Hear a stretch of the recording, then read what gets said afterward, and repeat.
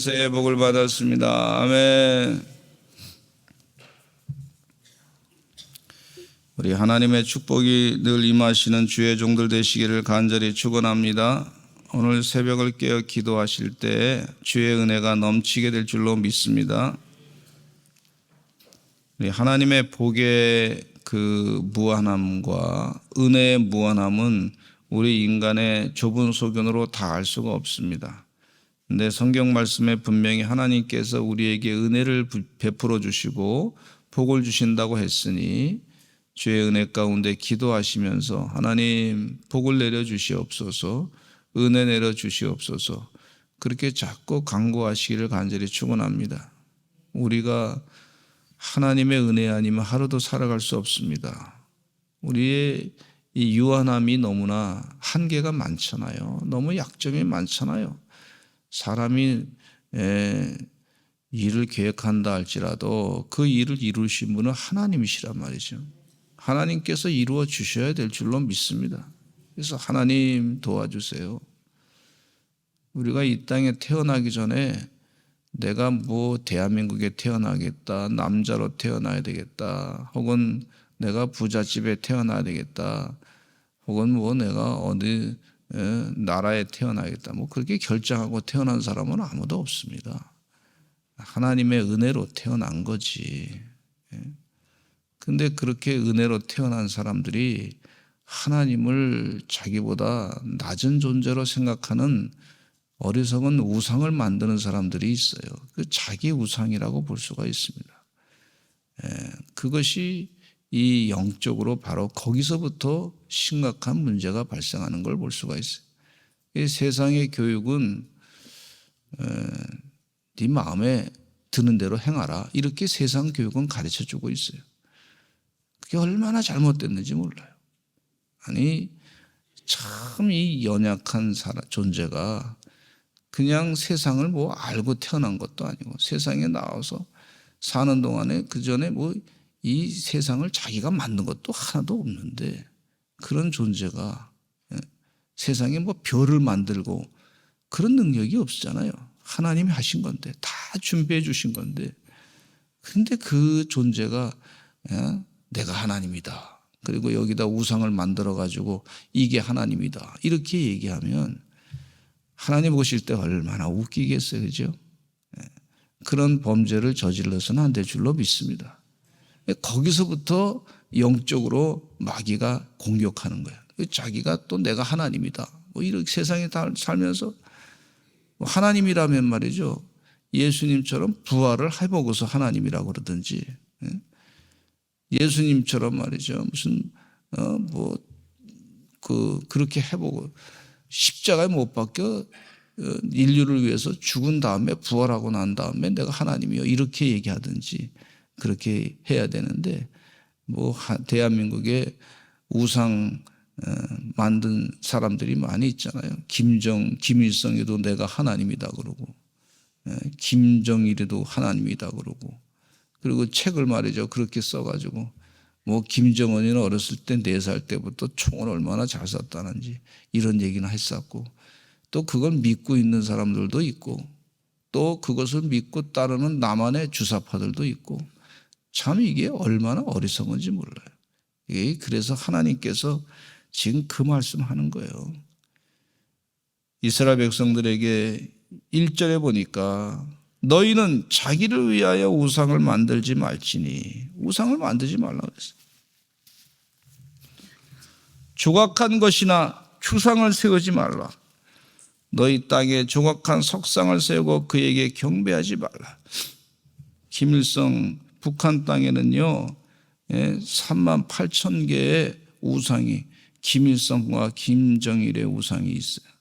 그러니까 72,000개가 있고 집집마다 다 거기다가 그냥 사진을 다 걸어놓고 있어요. 그러니까 이 우상을 만들지 말라 그랬는데 그 우상을 만들지 않고 믿음으로 하나님께서 주시는 은혜로 살아가고 주여 은혜를 내려주셔서 그래야 되는데, 매일같이 우상 만들어 놓고 거기다가 아침에 일어나자마자 절하는 거예요. 주시옵소서, 우리에게 쌀을 주시옵소서, 우리에게 쌀밥에 뭐 고깃국을 먹게 해 주시옵소서. 아직도 못 먹고 있잖아요, 제대로. 이 결과가 그냥 그대로 나타나는 걸 볼 수가 있어요. 주의 은혜 가운데 이 사실을 세상 사람들이 다 알고 있는데 아직도 주사파를 따라가는 사람도 있어요. 공산주의 사상을 따라가는 사람이 있어요. 세상의 공산주의 혁명을 따라가는 무슨 남미의 혁명가를 뭐 체 개발하라는지 이런 사람들을 따라가는, 모택동을 따라가는 사람, 이상한 생각을 갖고 있는 어리석은 자들이 있는 것을 볼 수가 있어요. 수천만 명을 죽였는데도 그 사람들이 대단하다고. 그게 자기 마음 가운데 이게 뭐가 있냐면 우상을 섬기기 때문에 하나님 대신에 하나님이 필요 없고 이 세상에 뭐 힘이 있는 것처럼 보이는 사람을, 이 제국주의 독재자를 따라가는 그런 안타까운 현상을 볼 수가 있는데, 이게 1절에 그 얘기를 하나님께서 분명히 하시는 것을 볼 수가 있어요. 이 명령을 하나님께서 하실 때는 우리가 순종한다는 것은 말씀을 따라서 순종하는데, 하나님은 하지 말라는 것과 하라는 것과 두 가지로 분명히 말씀해 주고 있습니다. 우리가 영적인 분별력을 가지고 사는 동안에 하나님이 하지 말라는 것은 하지 마시고 하나님이 하라는 것은 하시고 그러시면 되는 거예요. 그러면 주의 축복을 받게 되는 줄로 믿습니다. 여기 하지 말라는 거 분명하게 말씀해 주고 있고, 우상은 만들지 말라, 또 주상을 세우지 말라, 너희 땅에 조각한 석상을 세우고 그에게 경배하지 말라. 석상을 세우고 그것을 보면서 절하지 말라.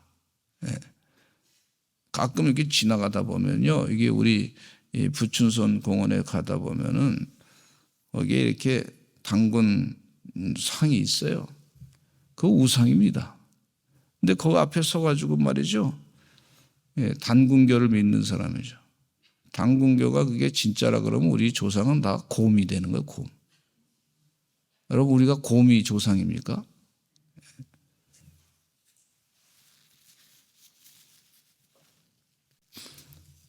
절대로 속지 말아야 될 줄로 믿습니다. 거기에다 고기를 조아리고 이렇게 하는 사람이 있어. 참 안타깝습니다. 그 십자가가 더 있는데 십자가를 바라봐야지.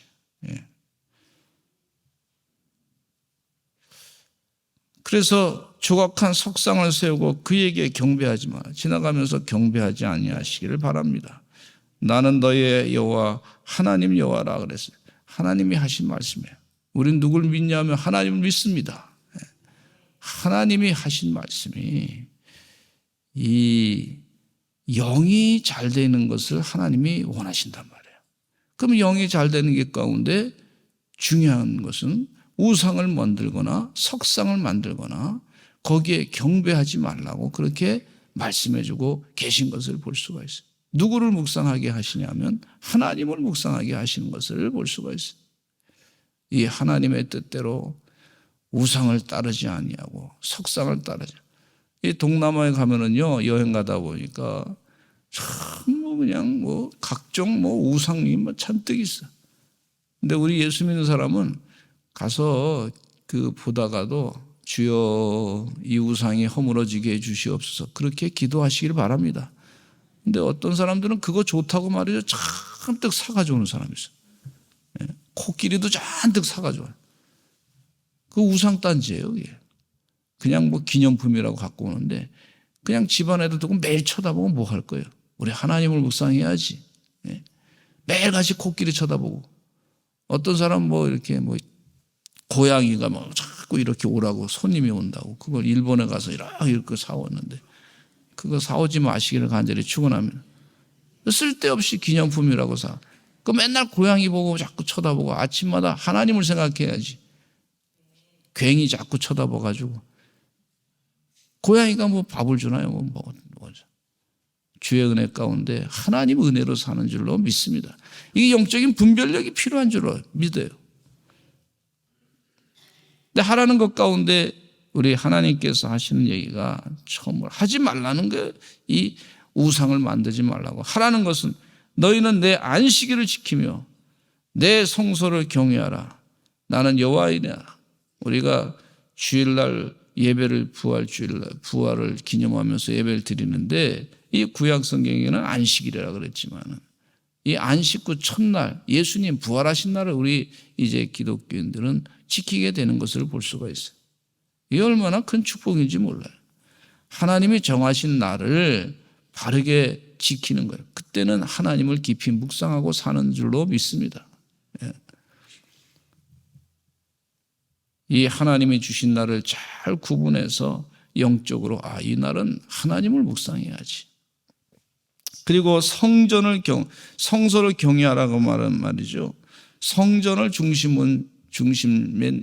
중심의 신앙생활을 해야 될 줄로 믿습니다. 하나님이 기뻐하시는 거예요. 이게 우리가 주일 부활을 안식일의 주인 되시는 주님을 온전히 예배하는 날, 주님 부활하신 것을 기뻐하는 날, 그리고 성전을 중심으로 신앙생활하는 것이 참 중요하구나, 그렇게 가르쳐주고 있어요. 우리 주님 전에 와서 자꾸 기도하시기를 간절히 축원합니다. 어떤 권사님이 많이 힘들었어요. 그런데 하나님께 예배하는 거 아니면 자기가 스트레스 때문에 가만히 있으면 살 수가 없더래요. 그래서 교회 와서 자꾸 예배하는 동안에 하루에 주일 예배 드릴 때 5, 6번 예배 드리고 온전히 하나님께만 집중했더니 말이죠. 그 다음에 스트레스가 가만히 있어도 스트레스가 받아가지고 죽을 수밖에 없었는데 하나님께 예배하고 또 예배하고 하나님만 자꾸 묵상했더니 2년 만에 자기의 문제가 한순간에 다 해결이 됐어요. 그 간증을 들었습니다. 하나님은 살아계신 하나님이시고 일하시는 하나님이시고 역사하시는 하나님이신 줄로 믿습니다. 그래서 하나님이 일하시는 것이 진짜 정답이란 말이죠. 그래서 그걸 깨닫고서 하나님을 의지하고 예배하고 그렇게 사는 것을 볼 수가 있어요. 하나님은 공짜가 없습니다. 반드시 기도하는 자에게 보상을 해주시고 복을 내려주시는 분이세요. 근데 3절 말씀에 너희가 내 규례와 계명을 준행하면 4절과 5절의 말씀에 보면 너무나 신나는 말씀을 우리 하나님께서 해주시고 있는데 내가 너희에게 철따라 비를 줄 것이고 땅은 그 산물을 내고 밭의 나무는 열매를 맺으리라 그랬어요. 하나님께서 우리 땅을 축복해 주셔가지고 거기에 이 곡식이 많이 나타나게 될 것이다, 나오게 될 것이다, 그렇게 말씀해 주고 있는 것을 볼 수가 있어요. 내가 미국에 갔더니 말이죠, 미국이 공업국가인가 보다 그렇게 생각하는 사람이 있어요. 그 맞습니다. 그런데 이 미국은 공업국가인 동시에 미국은 식량이 가장 또 중요하기 때문에 그걸 알기 때문에 말이죠, 미국은 또 농업국가예요. 농업을 아주 기본으로 하고 있습니다. 이 식량 작업을 제대로 하지 못하면 거기에 이 공업을 아무리 해도 소용없다는 걸 미국은 잘 알고 있어요. 그래서 농업을 굉장히 권장하고 있는 것을 볼 수가 있습니다. 하나님이 복 주지 않으면 안 되는구나. 우리나라는 말이죠, 이 식량이 우리나라는 외국에서 수입해야 먹고 사는 나라 아닙니까? 그런데 그 땅은, 미국 땅은요, 농업국가가 돼가지고, 기본적으로 농업국가예요, 농업국가. 하여튼 그 농업을 하나님이 말이죠, 먹을 걸 충분하게 주시니까 그 다음에 산업이 계속해서 더 발전하게 되는 것을 볼 수가 있어요. 하나님은요, 철따라 비를 주신다. 하나님의 뜻대로 살 때 그렇게 약속하고 계시고 있고 땅에 많은 그 열매를 맺게 하시는다고 약속해 주고 있어요. 이 말씀을 보면은요, 신명기에 28장에 있는 말씀과 같이 하나님의 뜻대로 살면 좌로나 우로나 흐트러지지 아니하고 주의 법도대로 살면 내가 너에게 복을 주겠다 그랬어요. 많은 민족 위에 뛰어나게 하겠다고 약속하셨어요. 이 약속대로 이스라엘 백성들이 하나님의 축복을 지금 받는 것을 보지 않습니까? 주의 은혜 가운데 이 하나님 말씀이 규례대로 사는 것이 얼마나 큰 축복인지 여기서 가르쳐주고 있어요. 그러면서 우리 주님께서, 하나님께서 하나님의 규례와 법도대로 살면 6절 말씀에 보면은 같이 읽어보겠습니다. 6절 시작. 내가 그 땅에 평화를 줄 것인즉 너희가 누울 때 너희를 두렵게 할 자가 없을 것이며 내가 사나운 짐승을 그 땅에서 제할 것이요 칼이 너희의 땅에 두루 행하지 아니할 것이며 너희의 원수들을 쫓으리니 그들이 너희 앞에서 칼에 엎드러질 것이다. 할렐루야. 너희들이 원수들을 쫓을 수 있는 능력을 하나님이 주시겠다는 거예요. 우리의 대한민국에 강국들이 많이 주변에 있는데 우리나라가 힘이 없으면요 강국이 와가지고 다 뺏어갑니다. 힘이 있어야 될 줄로 믿습니다. 하나님의 힘이 우리 대한민국을 지키셔 주셔야 될 줄로 믿습니다. 하나님이 약속대로 말이죠. 우리 백성들이 정신을 차리고 이 세계에 나가서 배울 건 배워야 되겠고 또 하나님의 지혜로 우리나라를 막아야 되겠다. 이 외적의 침입으로부터 막아야 되겠다. 그렇게 했을 때 우리 대한민국이 피해를 당하지 않는 걸 볼 수가 있어요. 대한민국 역사 가운데 여러분 3년마다 전쟁이 일어났어요. 대한민국 역사 3년마다. 근데 6.25 전쟁 이후에 지금까지 이 전쟁이 없었던 걸 볼 수가 있어요. 지금 가장 평안한 시기라는 거예요. 역사상. 우리 백성들이 6.25 전쟁 이후에도 하나님을 의지하고 기도했어요. 열심을 다해서 기도했어요.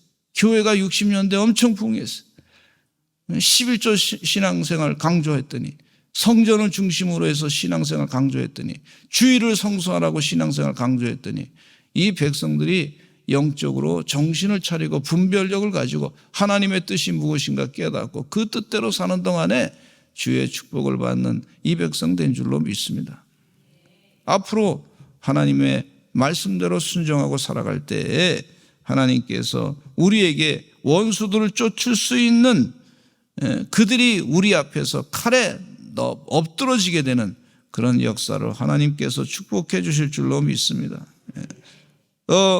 9절 말씀에 보니까 내가 너희를 돌보아 너희를 번성하게 하고 너희를 창대하게 할 것이다. 하나님의 약속이에요. 이 말씀대로 우리 대한민국의 믿음의 성도들이 말이죠. 창대하게 되는 역사가 있게 될 줄로 믿습니다.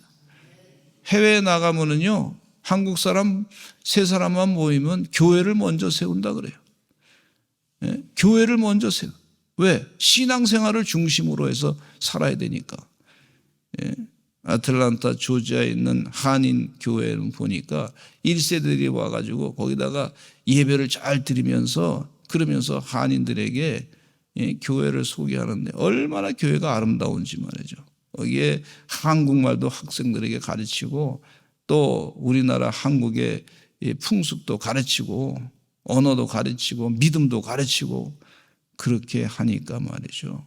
하나님께서 든든하게 세워가는 세계 만방에 수많은 백성, 경제적인 어려움 때문에 해외에 나갔지만 나가서 곳곳마다 교회 세우고 예배 드리고 신앙생활하니까 그들이 하나님의 축복을 받아서 다 성공하고 사는 줄로 믿습니다. 아멘. 한국 백성들에게 축복해 주시는데 한국 사람들에게 이런 정신을 주신 것 같아. 세계 나가서 1등 아니면 못 산다. 우리가 자원이 뭐 있냐? 사람밖에 없는데 사람 잘 키워서 세계 나가서 1등, 한국의 기업체가 1등 하나면 어떻게 뭐 가지고 먹고 사나요? 뭐 이게 물건 만들어서 1등 해가지고 잘 팔아먹어야 되는데 그거밖에 없단 말이에요 지금.